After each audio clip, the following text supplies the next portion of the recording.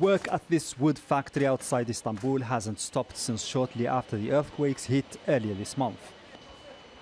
The factory normally produces wooden boxes for packaging.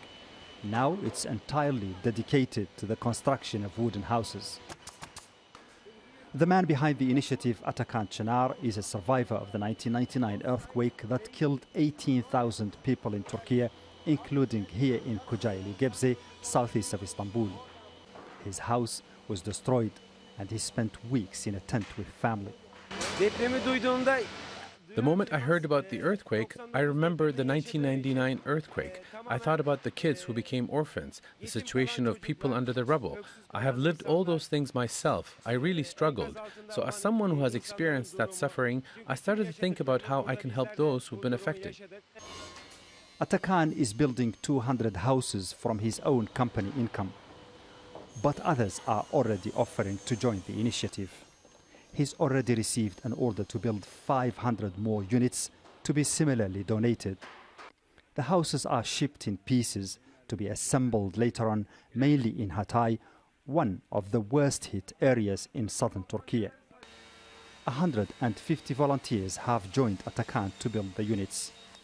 They include 60-plus-year-old Salahattin Yazece, who traveled hundreds of kilometers with his son to offer his time and expertise.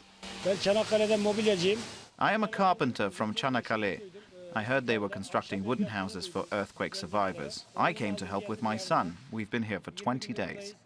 Most of these volunteers have no prior training in wood production, but they are extremely dedicated and they are learning fast. Some of them have been sleeping rough around the factory for days.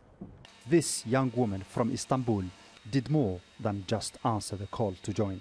I saw this place on Instagram in my friend's account. He posted as a story that they were looking for voluntary people to manufacture wooden houses for earthquake victims. So I said I can come, and we gathered 10-15 people with us. I'm originally a videographer and I don't have such experience. I just want to help. Atakan hopes to be able to produce 5,000 houses for the victims of the earthquakes. The main difficulty is that he has to import most of his raw material from Russia and Ukraine. But despite those challenges, he says he'll work hard to achieve his goal. Mohamed Vall, Al Jazeera, Kocaeli, Gebze.